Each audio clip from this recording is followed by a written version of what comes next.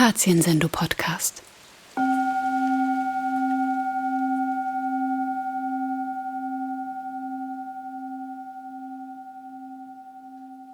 Thank you very much for practicing together.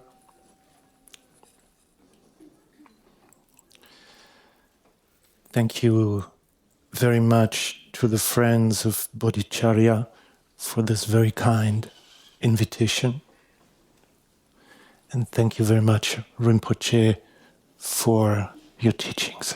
Thank you very much. What I brought is a guided meditation. Some of you who know a little bit about Zen practice might think, oh, that's very strange, because actually there are no guided meditations in Zen practice. But before, I want to reflect a little bit why I am here and why we are here together. I can simply say, I come as a human being who's very happy about the fact that I have encountered the Buddhist path in my lifetime.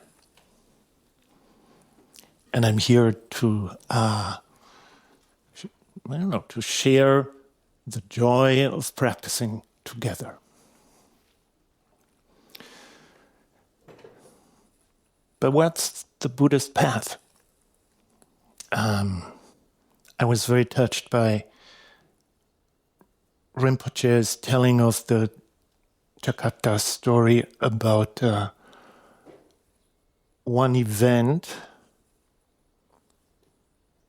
on the path of the person who later became the Buddha. Story when he helped to stop a person from hijacking ship and killing people.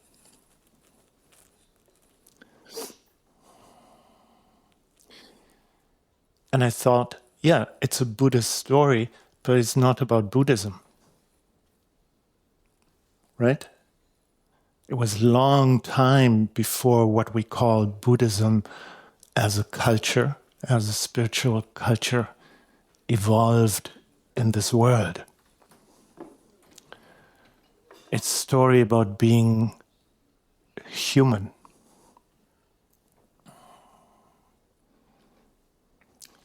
So yes,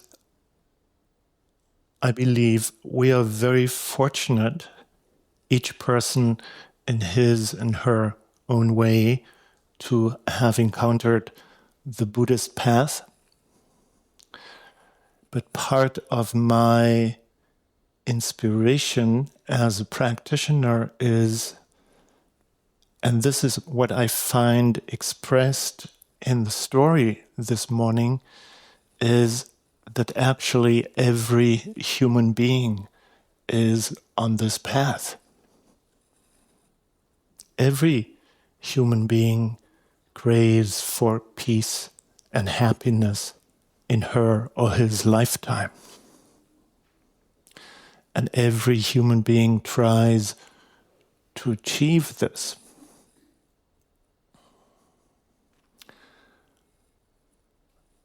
Of course, I think that some approaches to achieving happiness and peace hopefully not only for oneself, but for all beings, that some of the paths are maybe rather unskillful. And that Buddhism is a culture that can teach us what can be skillful means on the path. Nevertheless, I think, I can only talk for human beings, but I think that all human beings are on the path to awakening, to compassion for all of life. it's, so to speak, in our evolutionary makeup. It's an evolutionary thing in this miraculous universe. So I think I wanted to reflect a little bit on why I am sitting here, and I hope that speaks a little bit to you, to your own motivation and intention.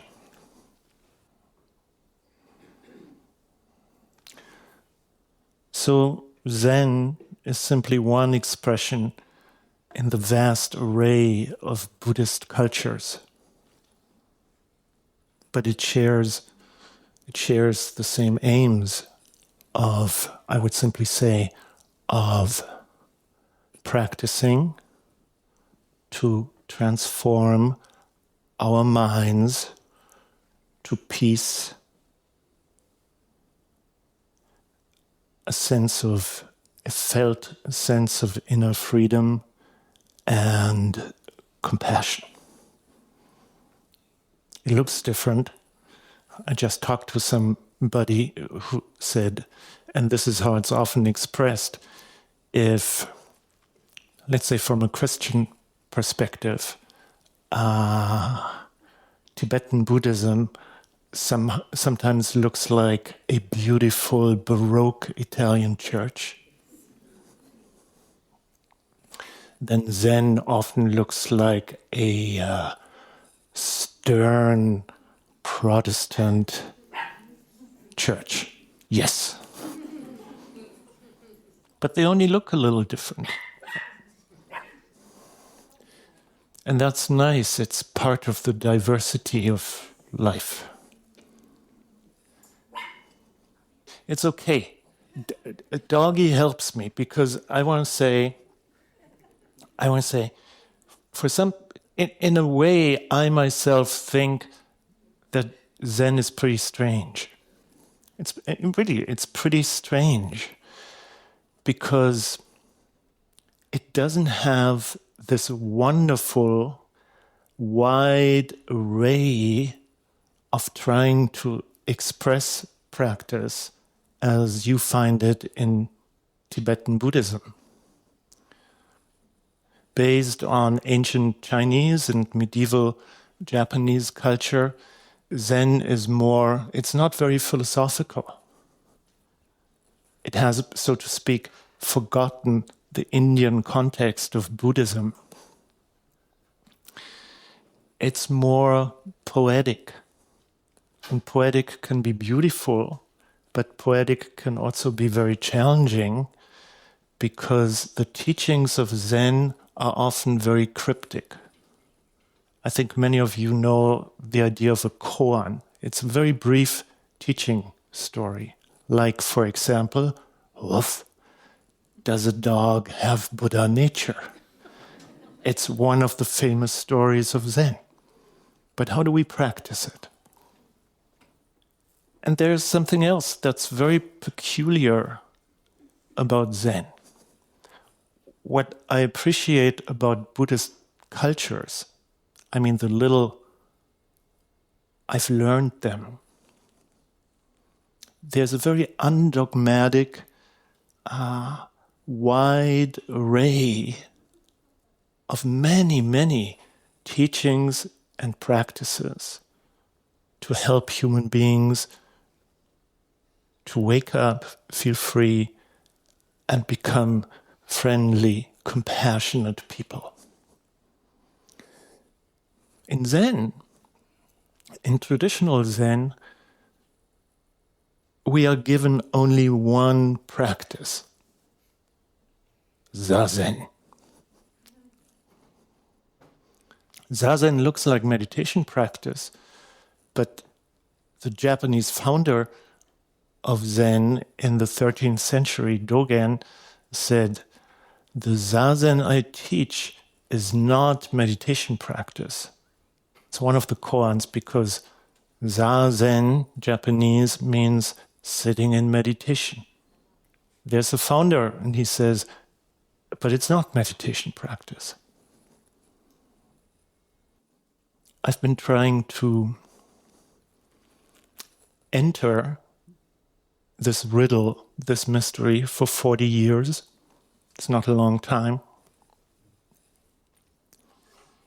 I do like the beauty of this very terse, I'm looking for a word, monochromatic, simple approach of Zen. You're given one thing. The idea is, it's an idea, of course, first. The idea is that the central practice of Zen, just sitting, contains all dharmic practices and contains all teachings. Now, I also have the good fortune that for 20 years now, sincere practitioners are coming to me to, let's say, to look at their practice. We have so-called practice discussions. So I sometimes ask, how's your Zazen going? How's your Zazen going? And then I know from my own practice for a long time and from many people who tell me, well, yeah, I just sit. And I say, what are you doing when you just sit? And they say, well, I'm thinking about my to-do list or the relationship with my wife and my husband and so on. I don't know if you're interested in this, but at this point in my practice, I consider this the deep challenge of Zen practice when we give people as the only instruction, just sit. Or I could also say there's a shadow aspect, something that doesn't evolve.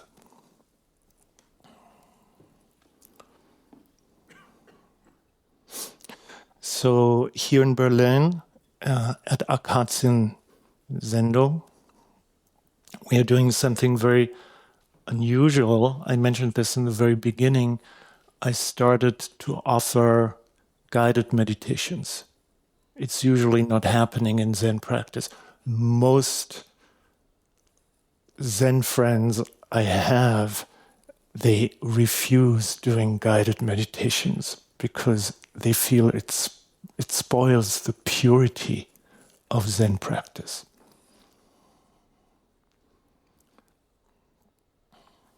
And the simple reason for doing this is I'm trying to find out with my friends in practice, what is it that helps us to open up to Dharma? What is it that helps us to actually transform our body, mind, and to embody the teachings? And the last thing I want to say, and then I would like to invite you into one of these guided Zen meditations, if that's okay with you. I rather think of them as experiments. They are not really guided meditation in the traditional sense. For example, the way I also know guided meditations in the Theravadan tradition. Usually what I try to do is I take one of these very brief, terse, poetic teachings of Zen that usually in Zen practice people only reflect upon intellectually, and I try to see them, to understand them as meditation instructions. and then I try to speak from my meditation on this teaching. So it's kind of a mix between guided meditation and maybe a Dharma talk. This is what I bring. Of course, please feel free. If you do not want to do this, feel free not to do it. Or I could simply say, let's meditate together. And, oh yeah, experiment. I also call it experiment because I feel like, for example, in Western science, scientists, at least idealistically speaking, when they conduct experiments, the idea is to have an open mind, not to expect a specific result, but to be open to whatever is happening. So I'm inviting you. I'm inviting all of us to meditate, to listen to a Zen teaching as I'm able to express it at this moment, and then to see if what you hear somewhat resonates with you, and if you can find it in your own experience. And if you can't find it in your own experience, no problem. Because in my understanding, it's still a wonderful meditation you're involved in. Okay. Let's begin.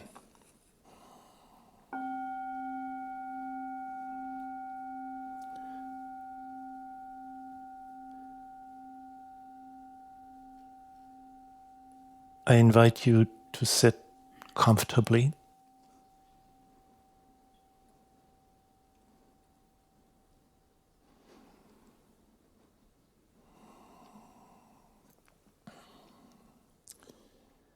And how about you direct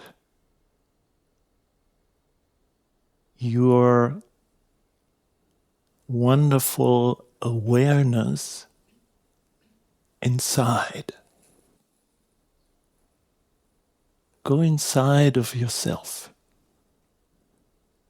Go deep into your body-mind.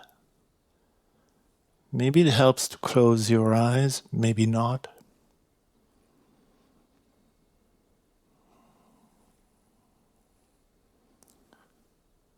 And see if you can engage in this very simple practice of just sensing your body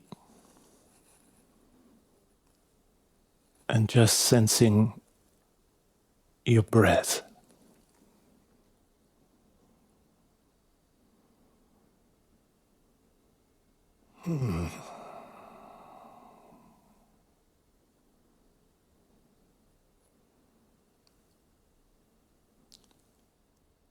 Please, if you can, direct your awareness to directly sense your body.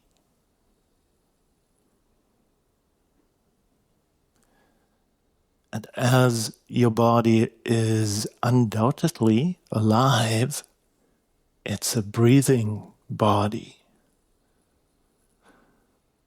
So being aware of your breath is not something separate.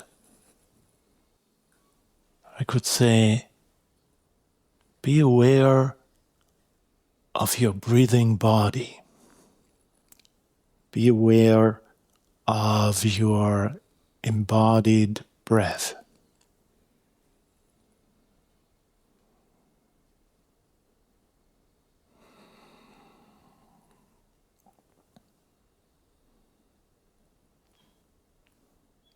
I also want to suggest, don't see this as a task do not bring too much effort, and especially do not strain yourself. Just simply be aware of whatever you can sense in your body. Be aware of your breath. And as much as you can, rest in it. As much as you can, please rest in this immediate presence of body and breath.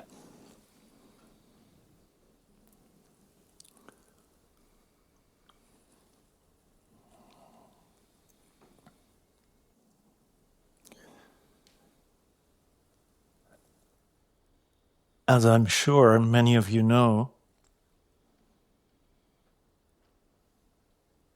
there's only one thing right now, there's only one thing that can stop you from resting in body and breath, which is your thinking mind. It's very creative. It can take you to whole different worlds.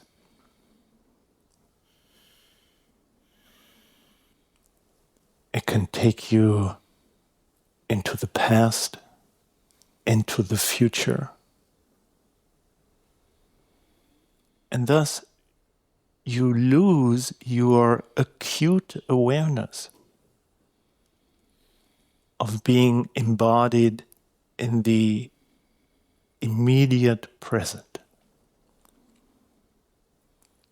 If this is happening, and it will happen, then I simply suggest become aware of it. Become aware of your thinking, same way you become aware of your breath. In doing so, you can stop and return to the immediate present of your life.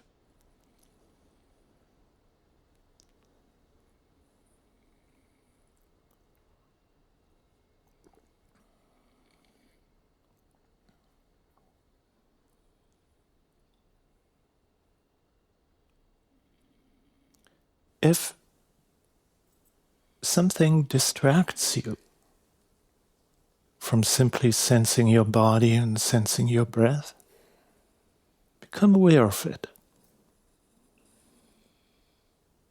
And by becoming aware of it, you can let go of it and come back to the center, the immediate present.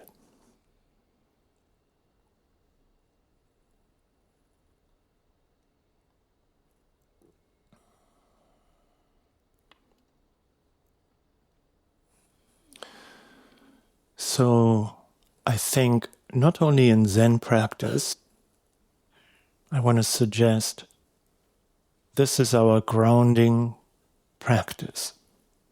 This is the anchor we can come back to over and over with interest, curiosity, and an awake mind.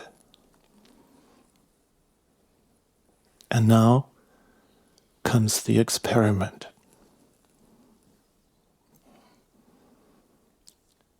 However, please continue to sense your body, to be aware of breathing in and breathing out, and of resting in the immediate present.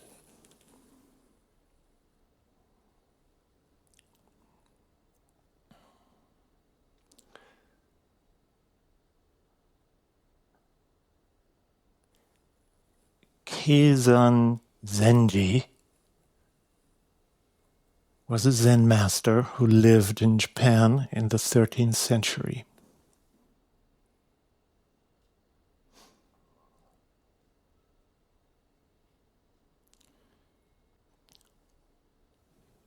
One teaching he expressed goes like this.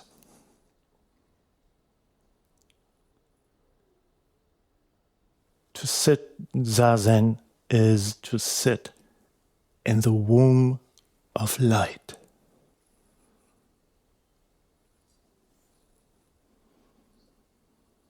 Don't think about it. Just allow this sentence to flow through your body-mind experience. To sit Zazen is to sit in the womb of light.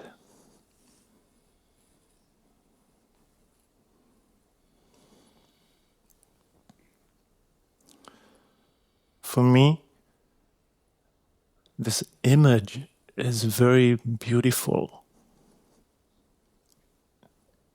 It conjures up, at first they are of course ideas, conjures up ideas of deep connectedness, a deep connectedness which we cannot lose.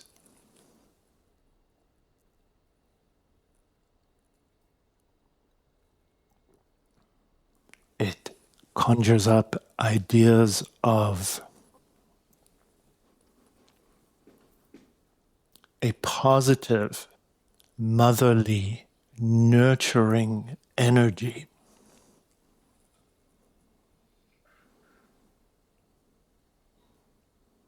It conjures up, it evokes the idea of being guarded and held and being safe. That's the idea. Now let's see if we can find this embodied in our direct, immediate experience.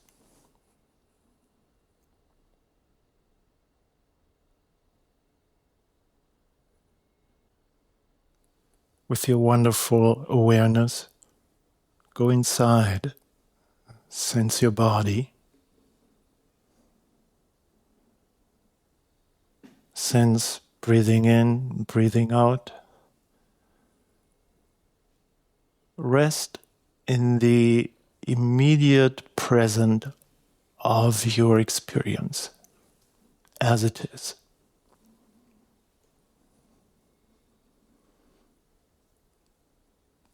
What is the womb of light?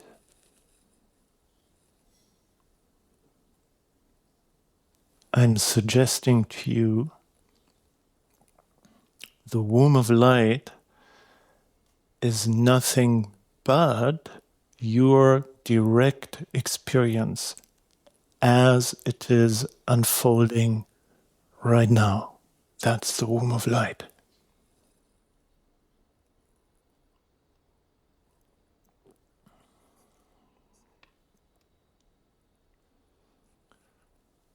Now let's see if we can open up to the richness of our immediate experience. Sense your body,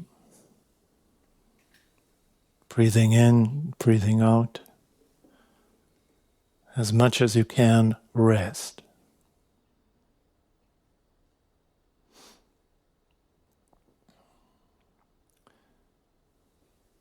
And now,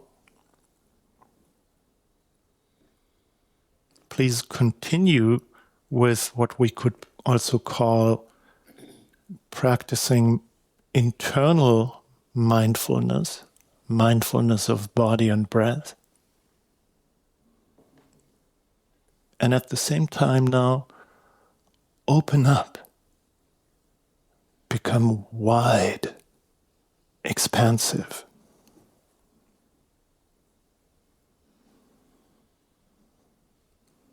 Open up simply means also be aware of what's happening around you in your direct experience.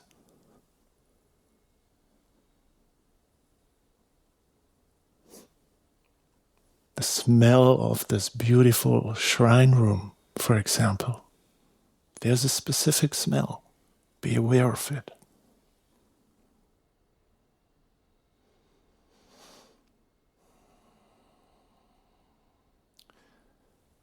The sounds, conventionally speaking, coming from outside and touching you. This voice, for example. Maybe sounds of our fellow practitioners. Just be aware and rest in the middle.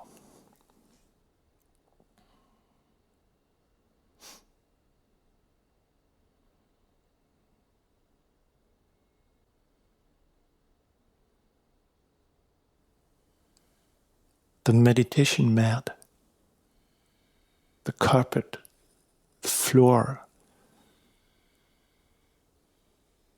touching your legs, or maybe only the soles of your feet. In the wider context, it's the entire earth touching you right now. And not only touching you, but allowing you to be, nurturing you, carrying you.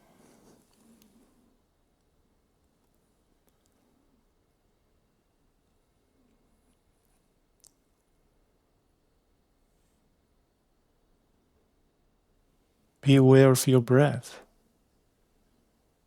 but maybe not as a meditation technique. That's fine. But can you wake up to the fact, it's a fact, that this very breath right now is giving you your life? It's a simple truth, but we usually forget it.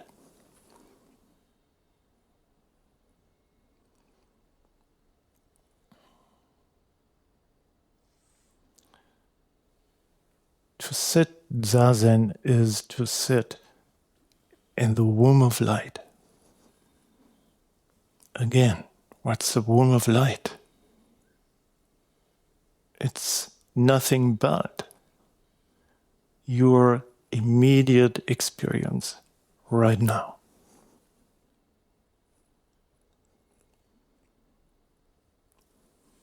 However,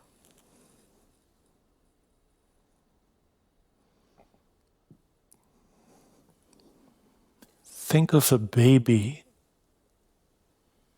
in its mother. This direct connectedness. Maybe this is only my imagination,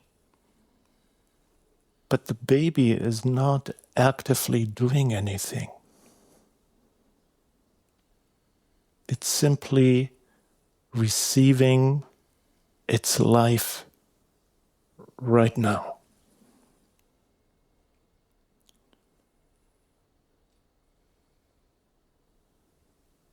From whom? I would simply say from everything.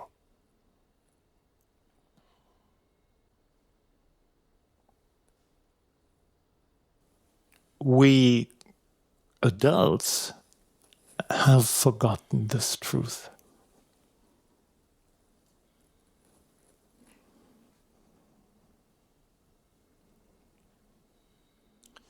Sitting in the womb of light also has this aspect. In practice, we can learn and understand that, radically speaking, nothing comes from ourselves. There's nothing we, as separate beings, can do or express. Like the child in the womb, life is given to us moment after moment. Can you see that or feel it a little?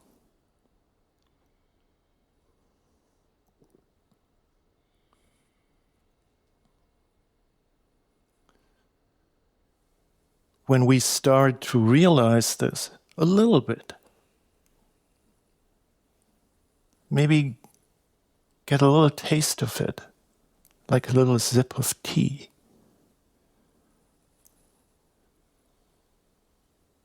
Nothing comes from ourselves.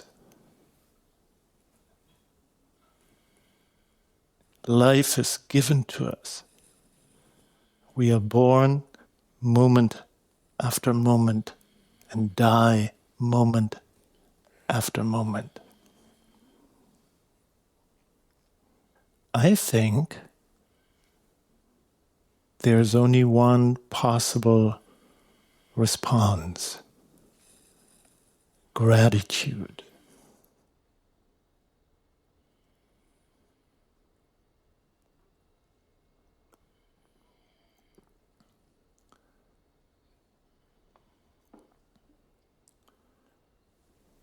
Gratitude for being given this miraculous life, moment after moment.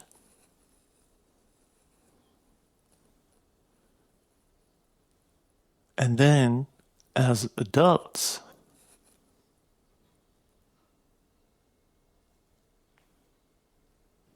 part of the gratitude is that we want to give it away. That we want to give this experience away as compassionate action in the world.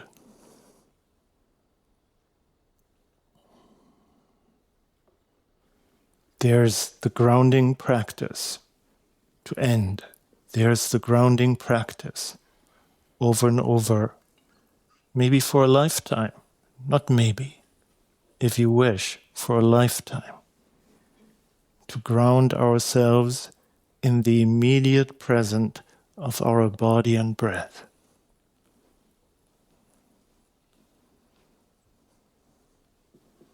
And then to open up, if you wish, to sit in open awareness. And to witness, moment by moment, how life is unfolding, how life basically is given to us, moment after moment. And the next moment it dies.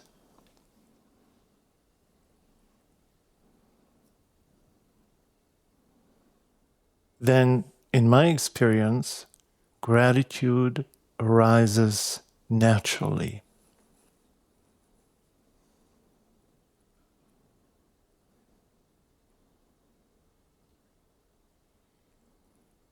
And then gratitude basically can be an energy to act as a compassionate being in this world.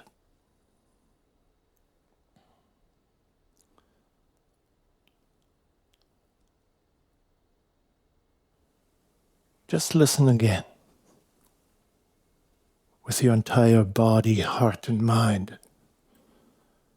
To sit Zazen is to sit in the womb of light.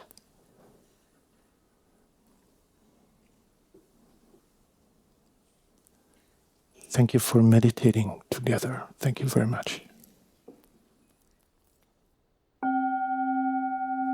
Das war eine Folge des Keizan Zenji Podcast.